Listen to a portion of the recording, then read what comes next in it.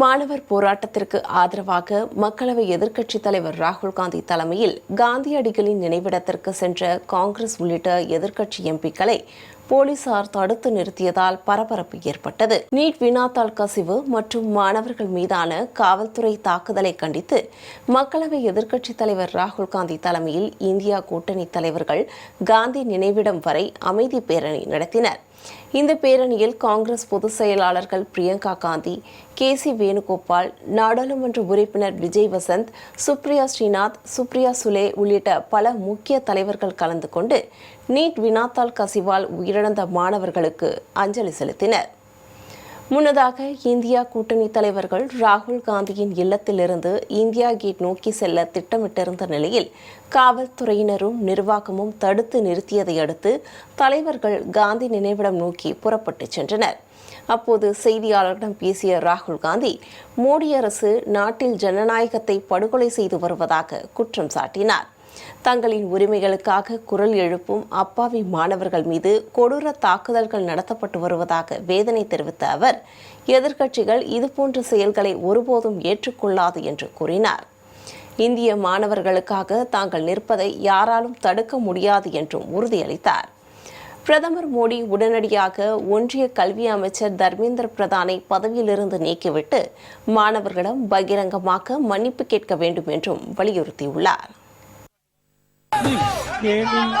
In solidarity with the students, India Gate, but then they refused. So then we wanted to take them to 30th January, Gandhiji's assassination spot. And now what they've done is they put this bus in front of us there, right? And they put the barricade and they put a bus on the side here, so we can't see it, we can't go. தொடர்ந்து பேசிய பிரியங்கா காந்தி, சுதந்திரத்திற்காகவும் ஜனநாயகத்திற்காகவும் மகாத்மா காந்தி உட்பட பல தலைவர்கள் உயிர் தியாகம் செய்தனர். ஆனால் இன்று அதே நாட்டில் ஜனநாயகம் சீரழிக்கப்பட்டு வருவதாக வேதனை தெரிவித்தார். क्योंकि अपने एग्जाम्स के लिए अपनी परीक्षा में पेपर लीक हो रहा है, उसके लिए वो अपना अधिकार मांग रही है। आप इसलिए पीट रहे हैं क्योंकि वो अपना अधिकार मांग रही है। तो हम सबको दिख रहा है कि कितना गलत हो रहा है और हमारे देश के लोकतंत्र को, जिसके लिए गांधी जी மோடி அமித்ஷா கூட்டணி எங்களுக்கு முன்னால் எத்தனை இரும்பு தடைகளை எழுப்பினாலும் தங்களது கோரிக்கைகள் நிறைவேறும் வரை ஒருபோதும் பின்வாங்க மாட்டோம் என்று காங்கிரஸ் தெரிவித்துள்ளது. இது தொடர்பாக காங்கிரஸ் பொதுச் செயலாளர் கே.சி. வேணுகோபால் வெளியிட்டுள்ள எக்ஸல பதிவில், பாசிசத்தை எதிர்த்து நின்றதற்காகவே அன்று மகாத்மா காந்தி படுகொலை செய்யப்பட்டார்.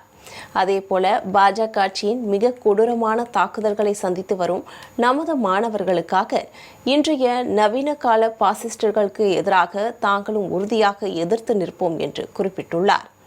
நீட் வினாத்தாள் கசிவு விவகாரத்தில் பிரதமர் மோடி மௌனம் கலைக்கும் வரை தாங்கள் ஒருபோதும் பின்வாங்க மாட்டோம் என்று தெரிவித்துள்ளார்.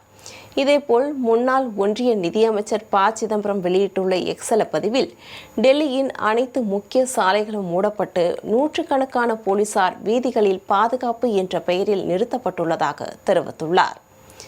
25 நிமிடங்களுக்கும் மேலாக தாங்கள் பேருந்துகளுக்குள்ளேயே அடைக்கப்பட்டு உட்கார வைக்கப்பட்டிருப்பதாக குற்றம் சாட்டியுள்ள ப. சிதம்பரம், இந்த ஒன்றிய அரசுக்கு எதை பார்த்து இவ்வளவு பயம் என்று கேள்வி எழுப்பியுள்ளார். ஏன் இந்த அளவுக்கு பதற்றமும் பீதியும் அடைகிறது என்றும் வினவியுள்ளார்.